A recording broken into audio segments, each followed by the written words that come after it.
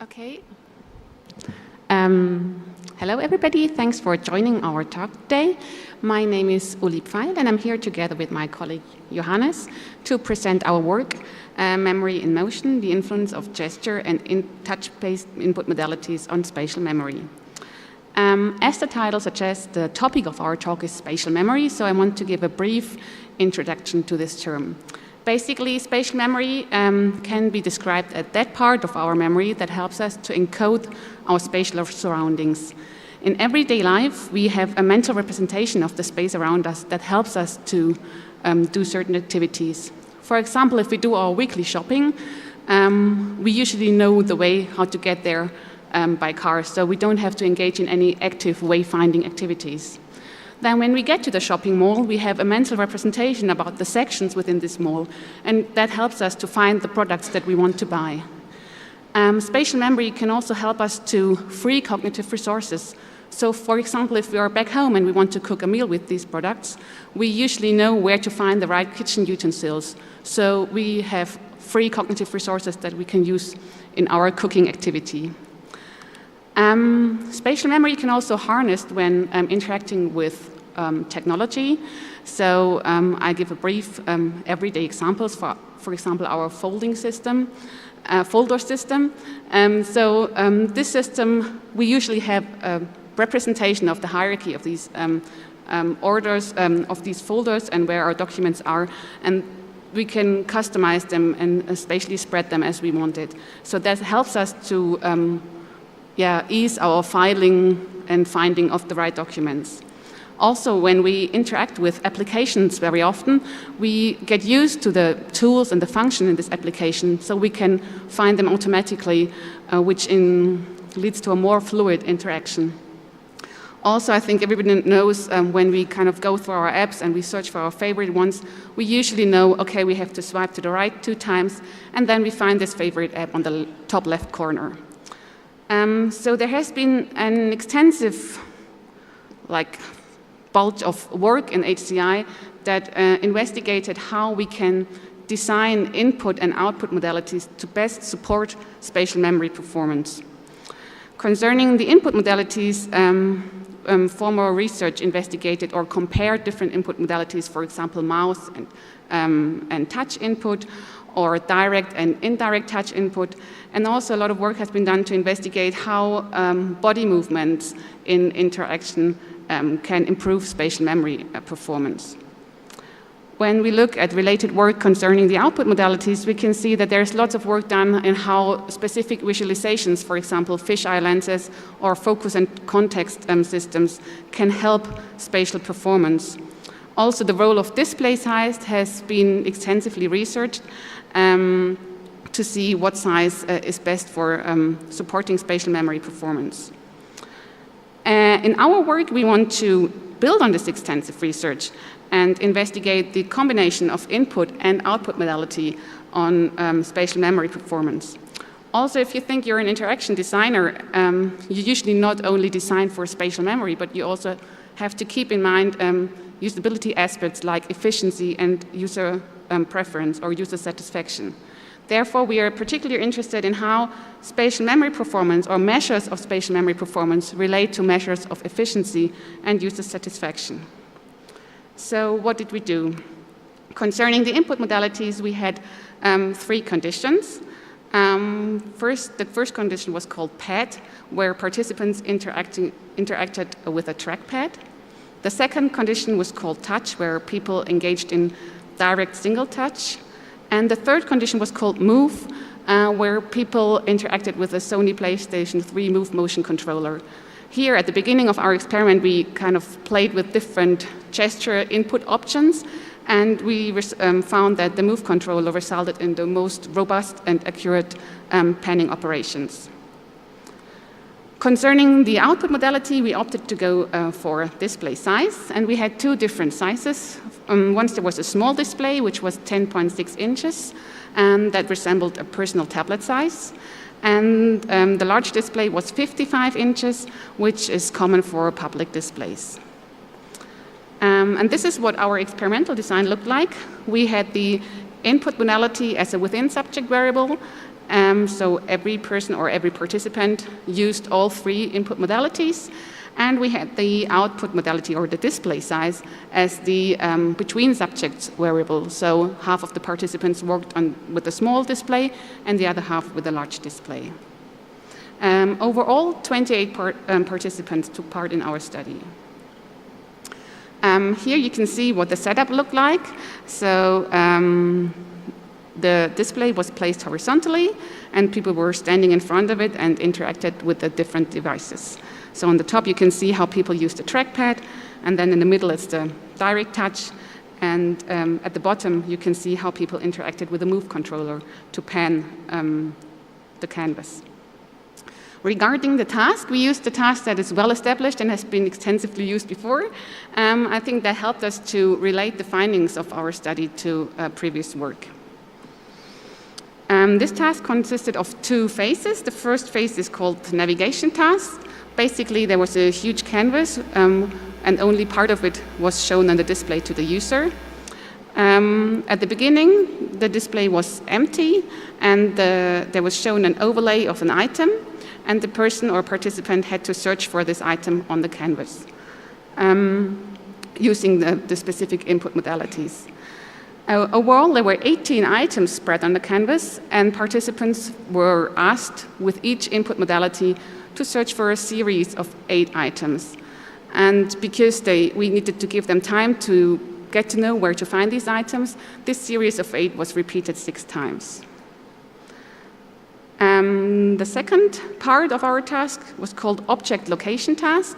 Here, the whole canvas was shown to participants, and they were asked to place the previously encountered items on the correct position on the canvas using keyboard.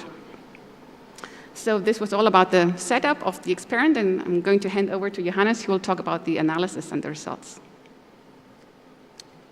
Thank you, Uli. As Uli mentioned, we were interested in the relation of spatial memory performance and metrics concerning the efficiency and user satisfaction. This slide shows our different data collection methods. In order to analyze how efficient participants solved the task, we logged the navigation speed in pixels per second, and we logged the duration participants needed to find the specific item, which was kind of the task completion time. For the spatial memory performance, we used our 2 task parts. In the first part, where participants had to navigate to the shown items, we measured the navigation path length as a ratio between the participant's actual navigation path and the shortest possible path. For the second task, we measured participants' object location memory by calculating the Euclidean distance between the remembered and the actual position of items. Our third set of metrics was focused on user satisfaction. Here, we used the NASA TLX questionnaire to get insights in the user's task load, the user experience questionnaire to find differences regarding user experiences, and we asked participants to rank the 3 input modalities in the end of each session. Here you can see some of our results at a glance. If you're keen on statistical calculations, tables, and figures, feel free to look them up in our paper. For each of the different measurements represented by those 3 boxes, we recommend different combinations of input modalities and display sizes. These recommendations are the winning combinations of input and output in our study for different measurements. So for example, if you're an interaction designer and you want to achieve a high navigation speed for a 2D panning system, like in our system, you should either choose a combination of a touch input on a small display or a large display controlled by a trackpad. Both of them showed higher navigation speeds in our study. Similar results could be shown for the task completion time, where the same combinations led to faster task completion times. Both measurements for spatial memory performance showed different results compared to the results for efficiency. Here, the larger display in combination with touch input or the gesture input represented by move performed best. Results for user satisfaction are kind of in line with results for efficiency. The combination of touch on a small display and the touchpad on a large display provided better results concerning user satisfaction. As you see, there is no one-size-fits-all solution. So for example, either participants show a high performance regarding spatial memory, or they show a high navigation speed. We called this effect the spatial memory versus efficiency trade-off. Let's take a look into the results to see what it means. So there are two parts of our results. On the top you can see results reflecting spatial memory performance, and in the bottom you can see results reflecting efficiency. Let's start with spatial memory. Both touch and move led to shorter navigation path lengths, which means that participants navigated to the items more accurately or even more direct. Also, using the move controller, participants were able to remember the locations of the items more precisely. Although they were able to remember the locations more precisely, using the move controller, they were not able to keep up with the high navigation speeds represented by touch and pad. Also, the task completion times for pad and touch were significantly faster than move. We see this as a trade-off, because as interaction designers, you have to choose between a high efficiency and a better spatial memory performance for the specific task at hand. But what if there is no choice for different input modalities? What if we want to focus this trade-off from a user interface perspective? Hope it works. Works. So from a user interface perspective, we think it's possible to support aspects concerning efficiency by allowing users to interact with the system, for example, on different levels of detail. A possible solution could be, for example, overview and detail visualizations, where users can, for example, pen a landscape either on the overview or on the detail view, similar to Google Maps, for example. The more efficient combinations, for example, the touchpad on a large display, showed high navigation speeds and small task completion times, but also a lower object location memory. We think that this lower object location memory could be supported by different off-screen visualization techniques, such as, for example, halos or wedges, or, for example, by adding landmarks, visual landmarks that show to improve object location memory in different settings. Back to our overview. Comparing the results regarding spatial memory performance and user satisfaction, there is also a trade-off. We called it the spatial memory versus user satisfaction trade-off. So again, spatial memory results are on the top and user satisfaction results are on the bottom of the slide. The combination of the move controller and the large display was the best combination when speaking of spatial memory performance. Participants had shorter navigation paths and a better object location memory. But considering different aspects of user satisfaction, the result showed something else. Move was rated with the highest task load and the lowest user experience and was never preferred by participants. Participants preferred touch on a small display and pad on a large display. As interaction designers, we have to trade off between well-performing users on the one hand or satisfied users on the other hand when interaction has to take place in with such modalities. We think that this trade-off can also be tackled from a user interface design perspective. So we think it's possible to increase user satisfaction by allowing users to customize the provided interface. It was shown in previous research that customization can help to increase user satisfaction. So for example, in our case, users should be able to arrange and position interface elements at positions where it suits them most. And this also helps to exploit the high spatial memory performance using a large display and, for example, the move controller. Pad and touch showed higher values regarding user satisfaction, but especially pad showed navigation patterns that highlighted that target acquisition using pad was less accurate. We saw a lot of overshootings and stuff like this. We think we could help users by introducing some either larger hit targets, or we could also use some iceberg targets to ease target acquisition with fast input modalities. So this is our overview again. Our findings show that participants engage in different interaction strategies when working in different conditions. Depending on the input modality and the display size, we identified two trade-offs.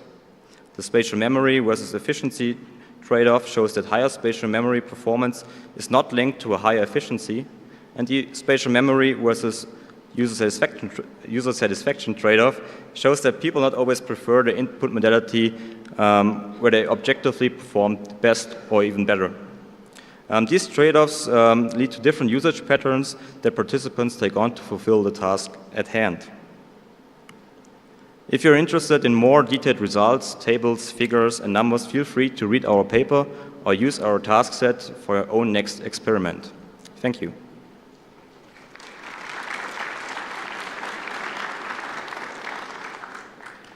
Hi, this is Chen from Georgia Tech. Very interesting work. Do you have any thoughts about the relationship between the spatial memory and the task completion time?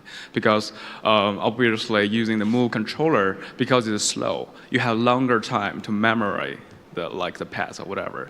And so that means if you limit the speed on touch, that means lead to longer time to complete the task. That may also have a better spatial memory. Do you have any thoughts on that part? Yeah, that's an interesting question. I think there might be some truth to it. We haven't really tested it, but I think clearly the input modalities that were slower kind of forced users or participants to look at the screen longer and to have more time to kind of memorize the items. So I think it's definitely worth investigating in this direction further to see whether what would happen if we kind of slow down the navigation speed artificially, and to see whether that actually has an impact on spatial memory performance. Cool, thank you. Thank you.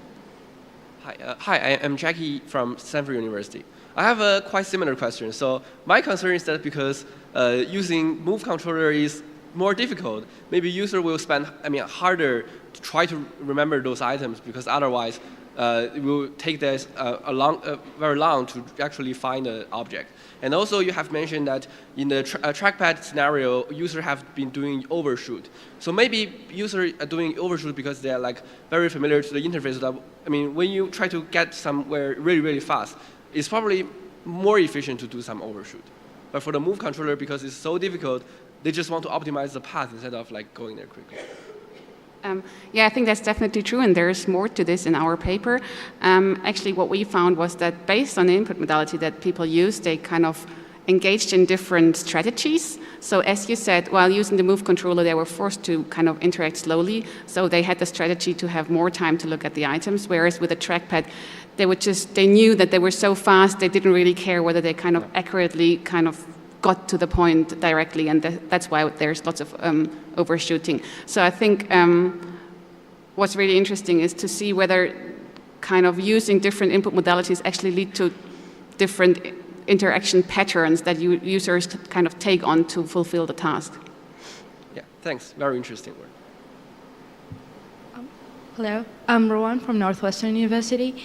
Do you know why did the move had much more positive impact on the spatial memory? Because the way that they used it, I see it as similar to the, like if I use just a hand gesture, if you look at the video and how they move their hand, it's kind of similar to, so I was wondering, like, have you analyzed why did it perform better and had a better impact on spatial memory than the other ones? Or did you just like do analysis of the results and just report the numbers? In this study, we only looked at the numbers, we looked at the numbers. And I think it's very hard for participants because they don't really get any feedback on how good their spatial memory is. So I think it would be really difficult to ask them why they perform better with the move controller, because I think based on our data, they didn't really know that they perform better because they rated it very low on the user's satisfaction scale. So I think we would need to think of an experimental setting or of a study that would enable us to find out whether actually people know about their performance when using the move controller. And then if they knew about their performance, we could ask them why they think that they perform better.